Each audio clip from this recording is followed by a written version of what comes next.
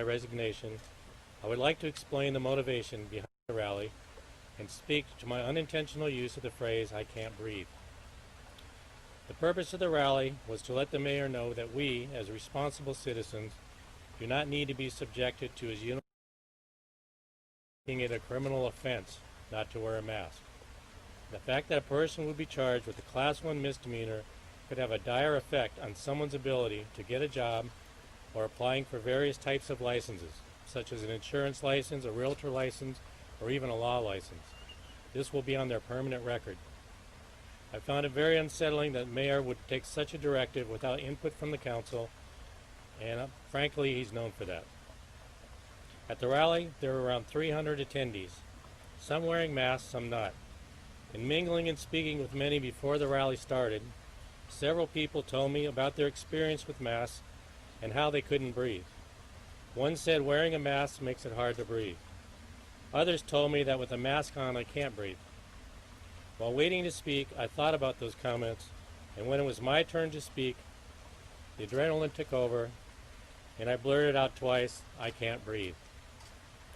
It wasn't until a couple hours later, when I was informed that a reporter had used that phrase to call me a racist, that I realized the gravity of that comment. I knew then I had unwittingly created a controversy that I couldn't erase. I take full responsibility for that mistake and ask for those who were offended or hurt by my words to forgive my insensitivity. Given the divisiveness of our country today, too many immediately rush to judgment after hearing such comments. I grew up in the time of Dr. Martin Luther King, and I always believed his words, to judge a person by their character, and I've tried to live up to that powerful statement. To me, it is better to heal than to open wounds. It is better to unite than to divide, and it is better to love than to hate. My friends, family, and supporters over the years know who I am, the content of my character, and my dedication to serving the public in the cause of freedom and liberty for all. In the future, I look forward to more conversation with the Black community on how to further their cause for freedom and liberty through peaceful conversation and subsequent action. While so many have called for me to resign, I was elected twice by the voters of Scottsdale and will most likely be reelected again. I have never broken faith with my voters, and unlike some of my colleagues, I will not sell out the public for campaign contributions just to stay in office, nor would I throw them to the lions for political expediency like Mayor Lane and Mayor candidate Susan Clapp has done to me. If the voters want me to go, the primary election starts in 8 days. I will not give in to bullying nor surrender to crowd madness. If I do, who will be next? This needs to stop here. That is my statement. Thank you. I can take questions. So the mayor is even calling for you to resign, several city council members, the NAACP. I mean, at what point do you just say, you know what, I made a mistake, and this was a big one. I think it's time for me to step down and do the right thing. The woman asked if the mayor and the NAACP asked me to step down, when would I decide to do that? Like I just said in my statement, if I step down, I'm stepping down to bullying tactics. If I do that, then who's the next one they're going to go after? Every time somebody says something, they're going to go after them and they're going to shut them down. We can't have that in our society. We have to be able to speak our mind. This is the right of every American. It's the right to public speak. You had a passage on your Facebook page from Leviticus about stoning homosexuals to death, and you sent it to Bob Littlefield. Is that indicative of your mindset, or what should we expect from you? That I saw later on. That was also made up by somebody else and put out there to discredit me. I would never say something like that, and it's very obvious it wasn't true. Well, actually, I filmed your whole Facebook page, and it's right in line there. So maybe somebody made that up, but you placed it on your Facebook page. So how do you explain that? I have no recollection or knowledge of that to explain that. Do you have memory problems? Okay, next question.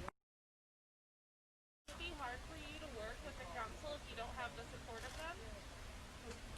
I've been able to work with the council in the past. I would hope that they would understand the meaning of what I said and the reasons why I said it, and hopefully we can get together in the future and work towards the betterment of Scottsdale.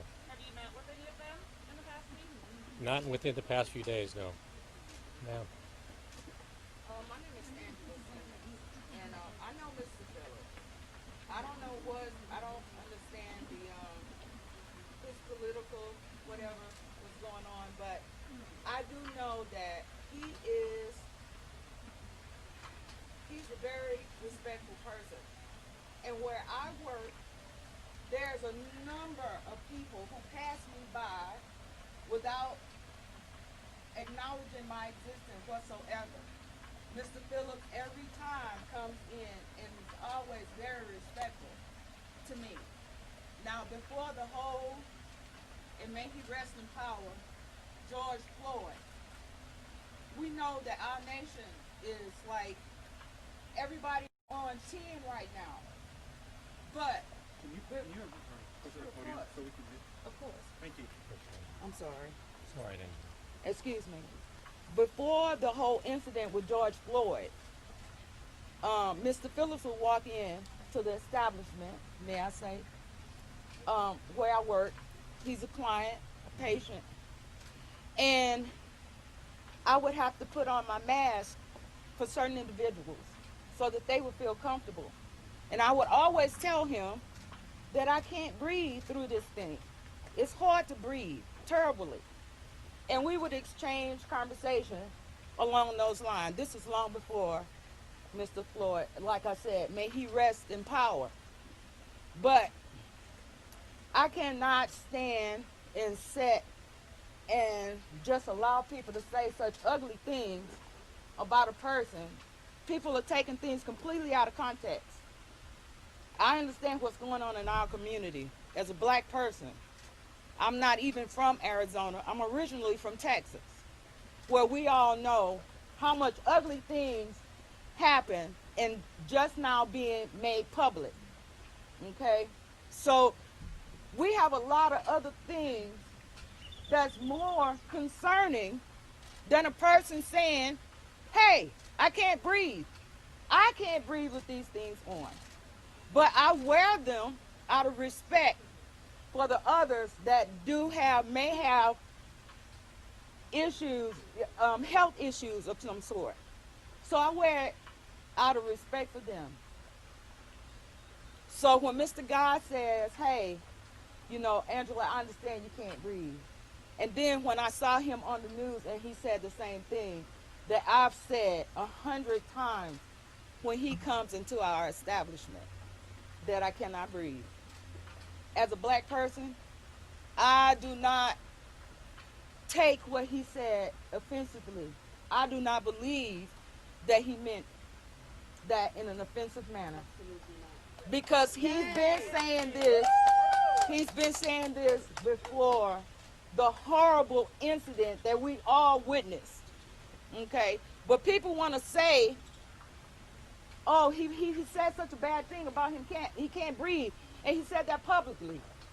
What are people saying that's not public, that is more harmful to us, that we don't hear, that's not being filmed, that's said in your house amongst your children?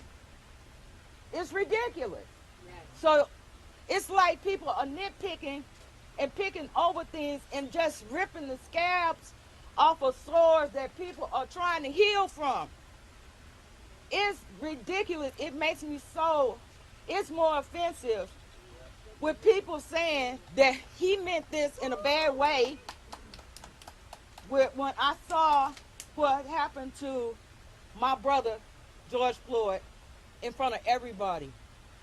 So they just taking something like this and saying, oh, he said he can't breathe. What about the people who have asthma?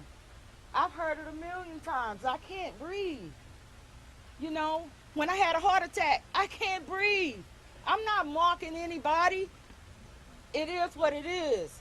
Unfortunately, this is terrible. I really feel bad because I think people are just taking something completely out of context. Completely. when you say much worse at home. Can I ask a question? Thank you, Where Angela. is the outrage of 30 people killed in Chicago in the weekend? A little boy was killed on the street just last few days. Where is the outrage of the global community about what's happening in Chicago, please? Where is outrage? Wait a minute. Where are you guys reporting this? A little 2-year-old boy shot in a car with Thank his you. mother They need your in name. Chicago. Uh-oh, I'm so They sorry. need your name. Oh, Angela Simmons. Angela Nobody Simmons. of you reporting this. Can you tell us your name in the mic just so Oh, I'm everybody- sorry. My name is Angela Simmons. Thank you guys for listening. Just right, normal spelling. I think that's it. Thank you. Guy, have you reached out to the NAACP of the East Valley? Have you tried to have a conversation with them at all and apologize? I have not, but I've talked to somebody who is reaching out to them now, and hopefully we'll have that conversation. What's your message to them if they're watching? Because obviously they're upset that you're not. Well, my message is that I'm sure they're going to hear the statement, and my message is my door is open anytime. I'm more than willing to have that conversation. I'll sit at the table with them. I'll do whatever I can to further their cause for freedom and righteousness. Well, in your words, is this just a big misunderstanding? I feel, like I said, when I heard about it, it was after the fact, and then I realized, it was a bad thing to say. People are going to take it the wrong way, and sure enough, that's what happened. And so that's why we're doing this today. I want people to understand I had no intention of mocking anybody my mind was so totally focused on the mask mandate. First time I held a rally, and very nervous and excitable, and the adrenaline gets going, and obviously you got to be careful about what you say around here. Do you regret having that rally? I don't regret the rally itself. I think the rally got a point across that people don't like government forcing them to do things. My whole message has been education from the beginning. If we ask people to wear a mask, if we tell them, wear a mask around people, don't wear it in your car. You can't wear a mask 24/7. You're going to suffocate. You're breathing in your own carbon dioxide. We have no education out there. We're just mandating and telling people do this or else, and that's the wrong message. You said the focus was for education over a mandate, but the rally included very little education about what the larger medical community was saying about the effectiveness of that. No, actually, I had a physician there that talked about dangers of wearing a mask and how you should wear them, and I also talked about the $3.5 million the city's using for education, and we're going to go out to the public and do seminars in the businesses and do placards and help people understand the proper way to use a mask, the proper hygiene to do, and I believe that if you ask people to do something, they will do it. If you tell them to do it, they won't. Do you believe masks are an effective way to slow the spread of COVID-19? I'm not a physician. I can't tell you if it's effective, but I'll wear a mask around anybody that wants me to because I'm considerate and I'm courteous. And if they want me to wear one, I will wear one for that reason. I won't wear one because the government tells me I'm going to get a citation if I don't. Councilman, you weren't wearing a mask before you had gone on to address the public. I'm curious why you decided to put the mask on and Actually, I was wearing a mask earlier. I took it off when I was sitting down by myself. The doctor had a mask on. Everybody told him to take off the mask. So when I went up there, I put on the mask because I wanted them to tell me to take it off too. It is what it is.